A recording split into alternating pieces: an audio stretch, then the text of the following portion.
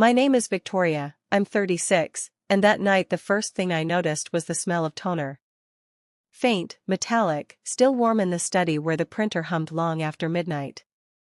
If you've ever faced something like this, comment where you're reading from.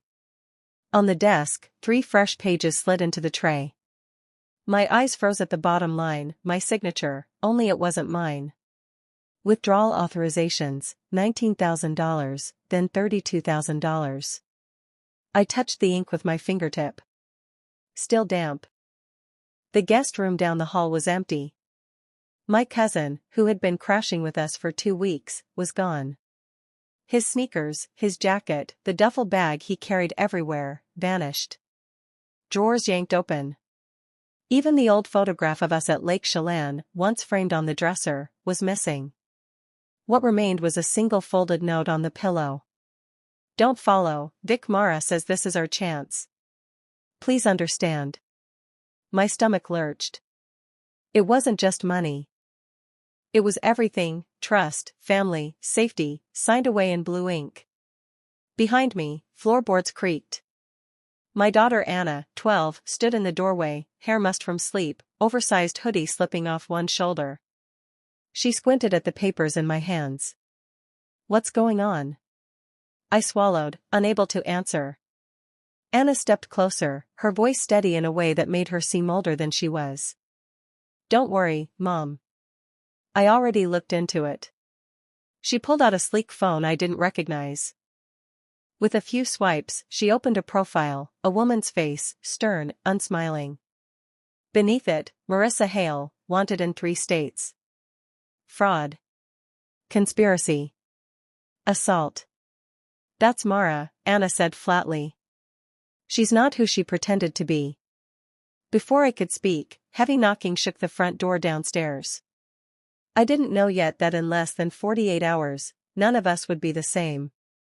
The kitchen light buzzed faintly as I stepped in, paper still clutched in my hand. The clock above the stove glowed 2:17 in pale blue digits.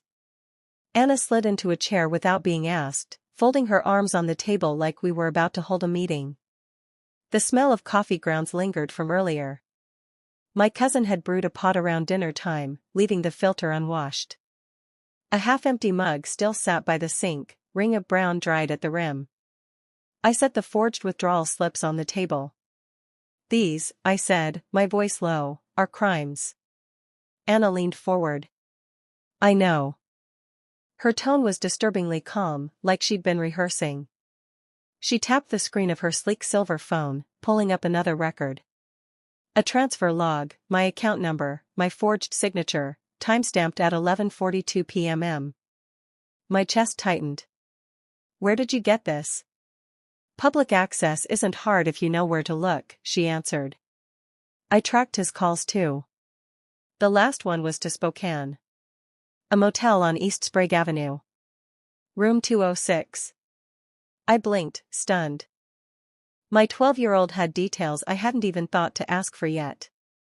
Anna's lips curled slightly. Uncle isn't clever. Mara's running the play, not him. I pulled out a chair and sat across from her, the laminate surface cool under my palms. You should not be digging into this. Someone has to, she countered. You always trust people too long. Her words cut sharper than I expected. The silence hung between us, broken only by the hum of the refrigerator. I pressed the forged slips flat against the table. The numbers, $19,000, $32,000, seemed to glow under the overhead light. 2 transfers in one night. He thinks he's disappeared clean, Anna said, tilting her head. But I already left something for the right people to find. I stared at her. What do you mean? Before she could answer, the front door rattled. This time it wasn't just knocking, it was the heavy thud of fists, deliberate, insistent. Anna didn't flinch. She whispered, almost satisfied, they're early. I won't do this anymore, I thought, my resolve sparking even as my pulse hammered. I wasn't going to stay frozen in someone else's disaster. It would be easy to say the forgery shocked me, but the truth is I had seen pieces of this coming for years. When my cousin Daniel showed up at my door 6 weeks ago with a scuffed duffel bag and a story about losing his job, I let him in without hesitation. He was family. Family was supposed to mean something. The first nights were harmless enough. He helped stack firewood behind the garage, fixed a loose cabinet hinge, even made pancakes for Anna before school. For a moment, I believed maybe his bad luck was just that, bad luck. But then came the requests. Small at first. Can I borrow $200 until Friday? Can I use your Wi-Fi to handle a few things? I said yes. Too quickly. Always too quickly. The pattern wasn't new. Daniel had been circling money trouble since his 20s. He had borrowed from my mother more than once, never paid it back. I told myself people grow up, that maybe at 40 he had finally learned responsibility. But he hadn't. I started noticing the signs. My emails from the bank stopped arriving. When I asked, he claimed maybe I'd changed the settings. Anna's room, usually off-limits, had a drawer that looked rifled through. She brushed it off, said maybe she'd misplaced something. Still, I kept quiet. Because I wanted to believe him. Because admitting suspicion felt like betrayal. What was at stake wasn't just the money. It was the house itself. The mortgage carried both my name and my late husband's. Losing it would mean uprooting Anna, tearing apart the last piece of stability we had left. I thought about the night 2 weeks ago when I came home from work and found Daniel in the living room with a woman I didn't know. Blonde, striking, the kind of person who wore leather gloves indoors. She introduced herself as Mara, with a smile that didn't touch her eyes. She called me Vicky, a nickname I never allowed. The way Daniel looked at her, like she'd hung the moon, set off something uneasy in my chest. Now her name was printed under a grainy mugshot on Anna's phone, Marissa Hale, wanted in 3 states. The missing mortgage money. The forged slips. The empty guest room. The puzzle wasn't a puzzle anymore. It was a map of every warning sign I had ignored, drawn in thick black ink. And while I was piecing it together, someone else had already decided to act. My 12-year-old. I closed my eyes for a moment, the edges of the kitchen chair pressing into my palms. Trust had been a choice. Denial had been a choice. And both had brought us here. Down the hall, the clock ticked past 2:30. Every sound in the house seemed amplified, the hum of the refrigerator, the faint rustle of branches outside. I didn't know yet how far Anna had gone with her investigations, or how deep Mara's claws already were in Daniel's life. But I knew one thing, silence wasn't protection anymore. And when the evidence finally landed in my hands, I wouldn't look away again. The officers at the door that night didn't stay long. They asked a few questions, handed me a business card, promised follow-up. By the time the cruiser pulled away, silence pressed back into the house like a heavy blanket. Anna had already disappeared upstairs. I stayed in the kitchen, papers spread across the table, unable to sleep. At 4:12 a.m., my phone buzzed. An email alert from the bank. The subject line was blunt, unusual transfer notice.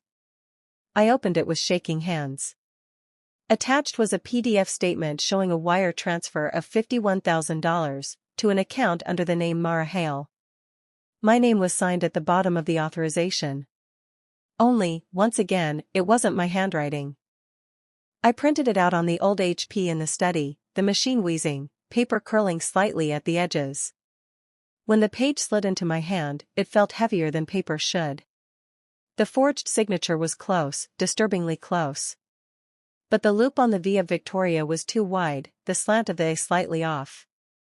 Tiny mistakes, but mistakes nonetheless.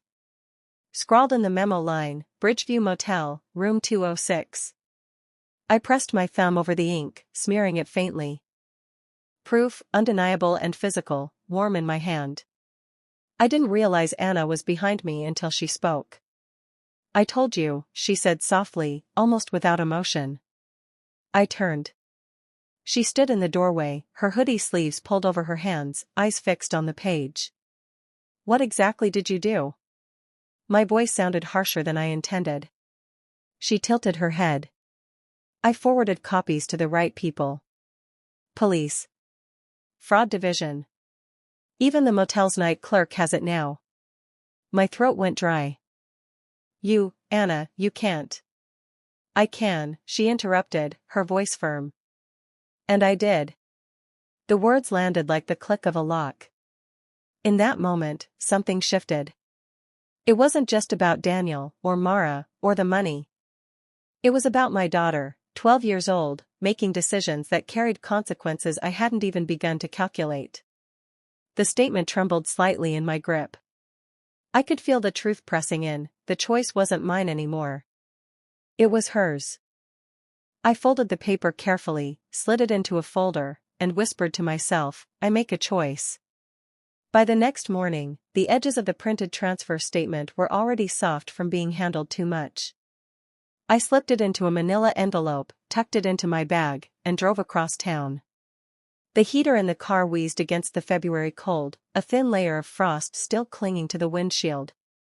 The office of Miller and Brooks Accounting sat wedged between a nail salon and a shuttered pharmacy. Fluorescent lights hummed overhead as I stepped inside. The air smelled faintly of old carpet and burnt coffee. A receptionist led me back to a cramped room where an older man in a gray vest adjusted his glasses. Victoria, he asked, extending a hand. I'm Harold. Let's see what you've got. I slid the envelope across the desk. He unfolded the statement, tracing the lines with a pen capped in blue plastic. The only sound was the tick of a wall clock as his eyes moved over the numbers. Finally, he tapped the memo line. Bridgeview Motel, room 206. That's not a casual note. That's laundering shorthand. I've seen it before. My chest tightened. So it's real. The money's gone. He nodded slowly. 51,000, posted at 11:42 p.m. yesterday. Cleared through Cascade First Bank.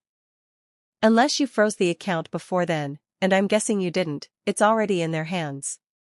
I gripped the arms of the chair to steady myself. Can it be recovered? Maybe. But not easily. You'll need legal action. Injunction, asset freeze, formal complaint. And timing matters. If they push it offshore, it's gone. I swallowed hard, the word offshore landing like a stone. Harold leaned back, his expression softening. I'll be blunt. You've been set up. They didn't just take money, they targeted you.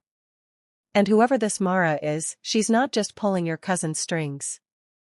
She's professional. The room seemed smaller, the air thinner. How long do I have? I asked. He glanced at the clock. 72 hours. After that, it's like chasing smoke. The number stuck in my mind, ticking down like a metronome.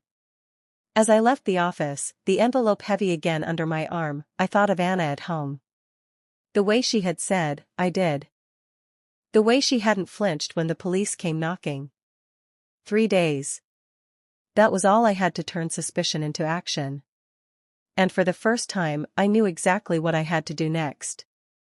The lawyer's office smelled faintly of paper and lemon polish. Stacks of case files lined the shelves, each spine marked with neat white labels.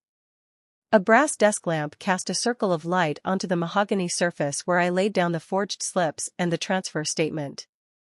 Across from me sat Elaine Carter, mid-40s, sharp suit, hair pulled into a knot that didn't move when she did. She scanned the papers quickly, her pen tapping twice on the line with my forged name. Clear fraud, she said flatly. We'll file immediately. Temporary injunction, motion to freeze. With the memo line and the motel reference, a judge won't hesitate. My pulse quickened. How long until it takes effect? Hours, not days. But I'll need your signature on an affidavit. The irony stung. My real signature, this time. I signed, pressing hard enough to dent the paper. Elaine gathered the documents, slid them into a red folder, and snapped it shut. We'll serve the bank, then the motel. Once the freeze is in place, no one touches a cent. Not Mara. Not your cousin. Not anyone. The certainty in her voice steadied me. For the first time in weeks, I felt something close to control. By late afternoon, the paperwork had been filed. A clerk confirmed it over the phone, case number 22-459B. Asset freeze pending review. I drove home through light rain, the windshield wiper squeaking in uneven rhythm. My phone buzzed once, an email from the bank. Notice, transaction flagged. Account temporarily suspended pending legal review.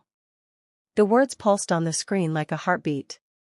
Inside the house, Anna was waiting at the kitchen table, a chessboard open in front of her. All the pawns were pushed forward, crowding the opposite side of the board. It's done, I told her quietly. She looked up, eyes unreadable. So he won't get the money? No, I said. Not anymore. Her lips curved in something that wasn't quite a smile. Then he'll panic. As if on cue, my phone rang. Daniel's number. I didn't answer. It rang again, then again. On the fourth try, I silenced it and set the phone face down on the table. The quiet in the kitchen was absolute, broken only by the ticking clock.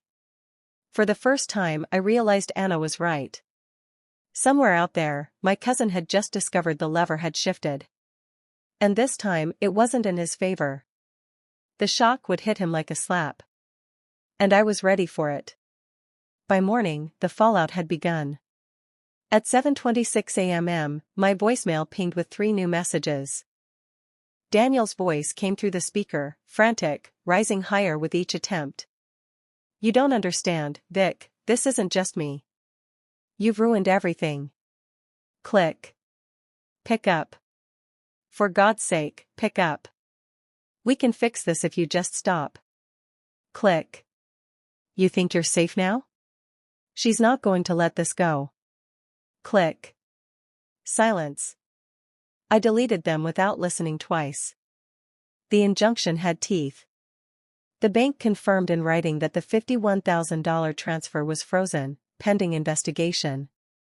The Bridgeview motel account was also flagged, locking whatever other funds Mara had tucked away. For the first time in weeks, I paid the mortgage online and watched the confirmation flash green across the screen. A simple act, but it felt like pulling oxygen into my lungs after being underwater too long. Still, the quiet didn't last. At 10:14 a.m., my mother called. She never phoned me this early unless something was wrong. Her voice was sharp, already filled with accusation. Your cousin came here last night in tears. Said you dragged the law into family business. Victoria, what did you do? I closed my eyes, gripping the phone tighter. I protected what was mine. You've humiliated us, she snapped. He said Mara was helping him start over, that you've ruined his chance. She was helping him steal, I said evenly. And I won't apologize for stopping it. For a moment, silence. Then the line went dead. I set the phone down and found Anna standing in the doorway, arms folded, hair falling into her face. They'll take his side, she said simply. Maybe, I admitted. But I'm not here to win them over. Her gaze lingered on me, sharper than a child should be. Then you're finally learning. That night, I stood at the sink washing dishes when headlights swept across the living room wall. A car slowed in front of the house, engine idling. I froze, water dripping from my hands. The car didn't move. Anna appeared at my side, silent, watchful. She didn't flinch, didn't ask who it was. She just whispered, he's testing you. The plates in my hands rattled, but my voice stayed steady. Then let him see I'm not afraid. When the engine finally revved and the car pulled away, I exhaled slowly. A small win, but not the end. 2 days later, the missing piece landed in my mailbox. A plain envelope, no return address. Inside, a printed hotel receipt. Bridgeview Motel, room 206. Date stamped 3 nights earlier. Guest, Victoria Hale. Not my cousin. Not Mara. Me. The signature at the bottom was a near-perfect replica of mine, right down to the looping V. They weren't just stealing money, they were planting me as the accomplice. My stomach twisted as I carried the page inside. Anna was at the table, notebook open, pencil moving in neat strokes. I slid the receipt across to her. She studied it with a frown that looked far too practiced for 12 years old. Sloppy, she muttered. They reused the same slant error on the A. Anyone who compares it to your driver's license will see it. That won't stop them from trying, I said quietly. Right on cue, my phone buzzed. A blocked number. Against my better judgment, I answered. Mara's voice slithered through the line. Clever girl. Freezing the funds, making a scene. But do you think the law will believe you? The paperwork says otherwise.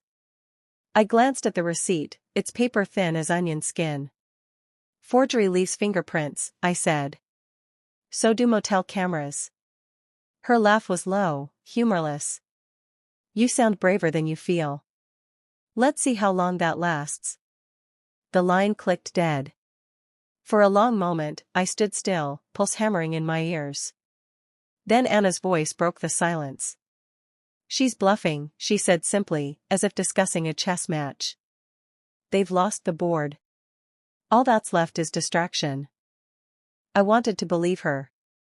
But the weight of the receipt in my hand told me the game wasn't finished. That evening, I drove to Elaine's office and handed her the envelope. She examined the signature, then looked me in the eye. This seals it, she said. You're not just a victim. They tried to frame you. That will hold up in court. I nodded, relief sharp but fleeting. On the drive home, the city lights blurred through the rain-streaked windshield. Somewhere out there, Daniel and Mara were scrambling, cornered by their own mistakes. And I realized, with startling clarity, there was no way back for any of us. The hearing came quietly, without theatrics. No shouting, no slammed fists, just paperwork sliding across polished wood. The judge reviewed the forged slips, the frozen transfer, the motel receipt. Evidence stacked neatly, each piece weighted with intent.